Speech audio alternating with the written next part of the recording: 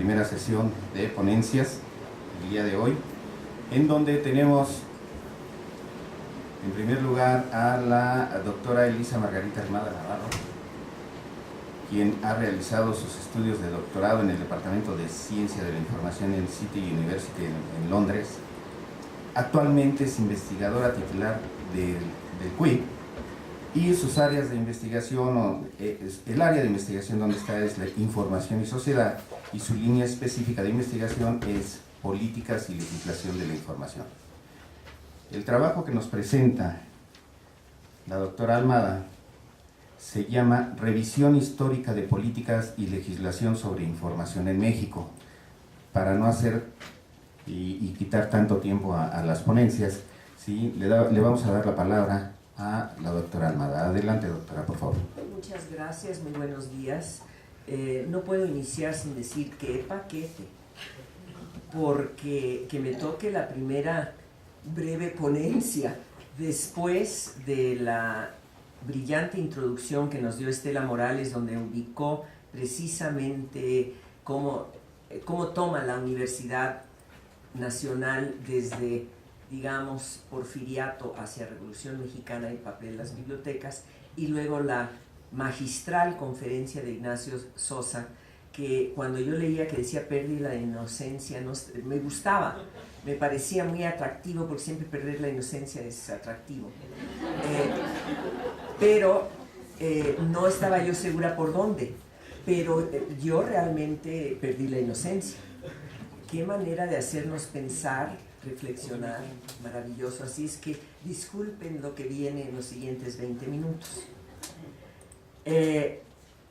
Hacer una revisión histórica de un tema reconocido como de actualidad en este siglo XXI, de sociedades y redes del conocimiento, de bibliotecas y repositorios digitales, de otras formas de enseñar, aprender, entretenerse y comunicarse, tiene sus problemas, ya que la temática y el enfoque amplio sobre la información que se busca en los documentos políticos y legislativos anteriores a mediados del siglo XX solo se consigna de manera explícita como derecho a la información o bien a la expresión y al libre pensar. Sin embargo, las políticas y la legislación sobre el derecho a la información y las políticas que promueven el acceso a la información en los diversos sectores públicos y para la población en su totalidad no surgen de la nada, sino que tienen importantes antecedentes que vale la pena revisar para comprender nuestro presente y construir el futuro que queremos.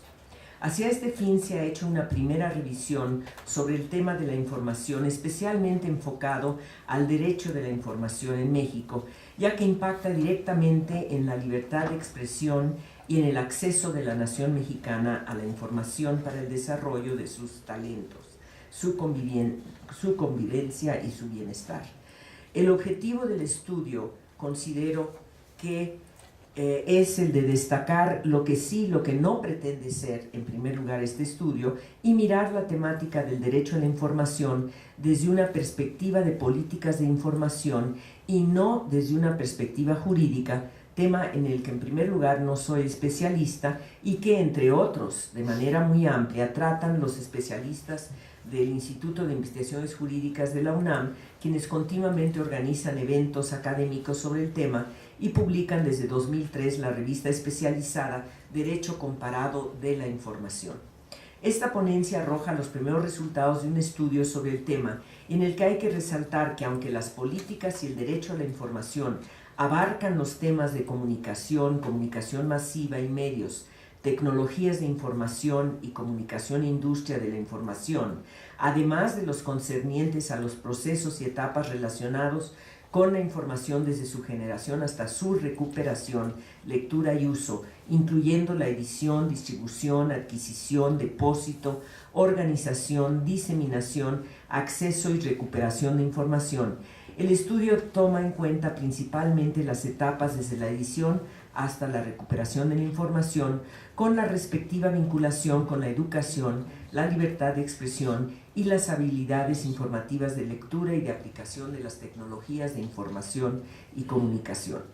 Como premisas tenemos que las políticas de información representan una propuesta deseable sobre un asunto o tema que ocupa o preocupa a la sociedad, a un grupo social, a instituciones, al gobierno en sus distintas facetas, ejecutivo, legislativo, judicial, etc. Para su aplicación e implantación requiere de un marco legal que contiene las leyes, decretos, normas o reglamentos que deberán acatarse para que la política se cumpla por medio de programas, planes y proyectos elaborados por las instituciones, los gobiernos, las asociaciones, etc., con objeto de aprovechar la propuesta política para sus beneficios individuales y colectivos de desarrollo y convivencia dentro de ese marco legal correspondiente. Estamos, pues, en una ecología de información que puede conducirse como un ecosistema de información con orientaciones, directrices y reglas de juego para poderse aplicar y desarrollar. A través de la historiografía podemos identificar momentos históricos y contextos sociales y económicos y culturales que propician o restringen las actividades informativas en la sociedad o en diversos grupos sociales. Ese devenir histórico nos ayuda a comprender la influencia del contexto internacional, el nacional y el local sobre el acceso a la información en las sociedades diversas, así como las diferencias en ese acceso para culturas y contextos diferentes. La metodología se basó en una revisión bibliográfica de 4 tipos de documentos: las constituciones mexicanas de 1824 a 1917. No tomé en cuenta para esta revisión, no que no lo revisara, pero no en el texto Sentimientos de la Nación, porque está enfocada a intentar y tiene, por supuesto, adelantos sociales extraordinarios para poder construir una nación americana, es decir, una nación de mexicanos nacidos en América, y más que los enfoques hacia la información. Y algunas reformas puntuales al tema. B. Leyes y decretos derivados relativos a la información y temas afines, tales como educación, lectura, libertad de expresión. C. En su caso, otras propuestas de políticas de información y temas afines. Y D. Aspectos teóricos y estudios de caso de políticas de información que tratan sobre la naturaleza objetiva y subjetiva de las políticas de información, su relación con los marcos legales y normativos y el análisis de su impacto en la sociedad. De esta manera se relacionan las políticas generales y las sectoriales referidas a la información con la legislación correspondiente para observar el impacto en la sociedad actual. Esta es la metodología para el estudio, donde esta ponencia está reportando primeros resultados. Las políticas de información y el impacto de la legislación sobre los procesos del ciclo de la información desde la Constitución de 24 a la fecha. En la lucha por la libertad, la democracia y el Estado de Derecho, la libertad de expresión ha sido el gran instrumento frente a los abusos del poder. Nuestros constituyentes originarios decretaron en las normas fundamentales el sentimiento de la población general al enunciar la libertad de pensamiento en los diversos cuerpos políticos jurídicos de nuestro país, según nos relata Landeros Arbizu en un trabajo del 2004. En la Constitución de 1824, en el apartado sobre los derechos del hombre, artículo 31, se establece que la nación está obligada a proteger y preservar la libertad de escribir, imprimir y publicar ideas políticas sin previa censura. Sin duda, un paso importante para los mexicanos, porque como ya escuchamos en la ponencia de Ignacio Sosa, obviamente la censura era la forma de mantener inocente a esa población, es decir, que no pensaran, que no tomaran decisiones. La Constitución Federal de los Estados Unidos Mexicanos de 1857 fue una constitución de ideología liberal redactada por el Congreso Constituyente de 1857 durante la presidencia de Ignacio Comonfort. Fue jurada el 5 de febrero de ese año.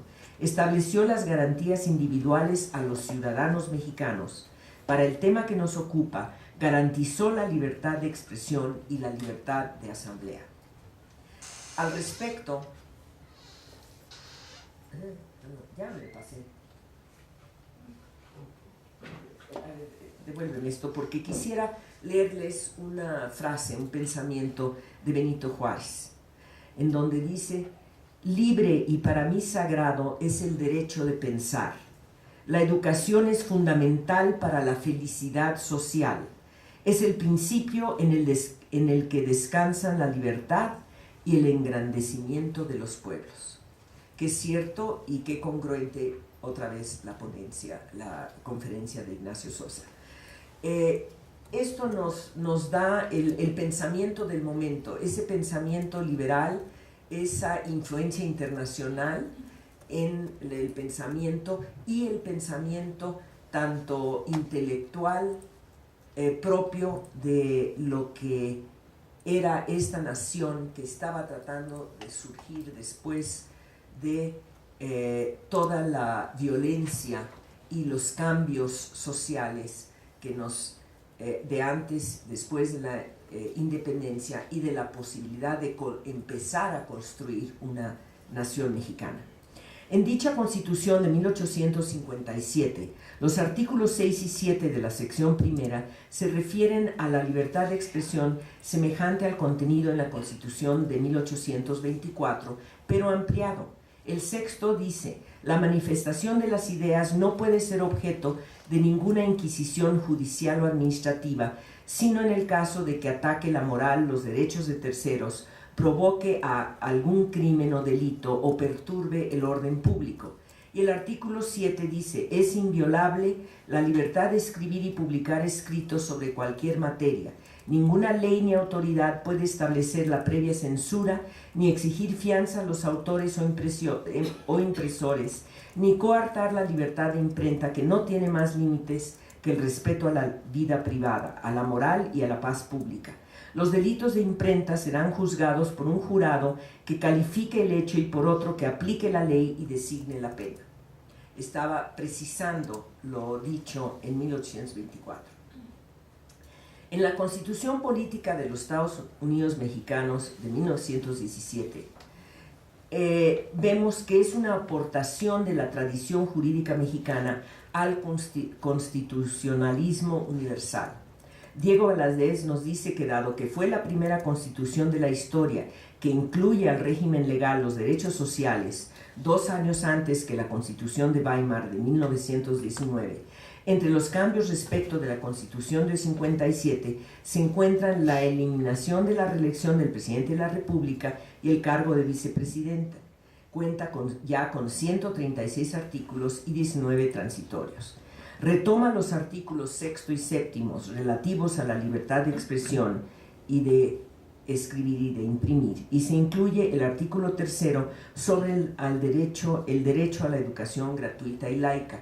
Y esto lo digo porque obviamente está íntimamente vinculado y, bueno, veremos más adelante cuando hable de otros aspectos de esta vinculación y las bibliotecas.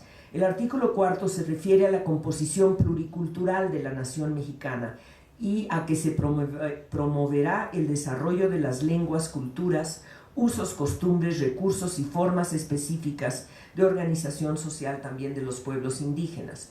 Esto también tiene que ver con la posibilidad de que estos pueblos también se informen. Estos artículos, aunque no se refieren explícitamente a la información, las políticas de información están implícitas, ya que en ambas se requiere del acceso a la información, su diseminación y su generación. Sin embargo, al no estar implícito en políticas, pasaron años para que se promulgaran decretos y leyes referentes a las bibliotecas, a la lectura y el libro, y a la transparencia y acceso a la información pública. Se infiere una política de información entendida en su contexto y que se establece como un derecho constitucional que debe acatarse.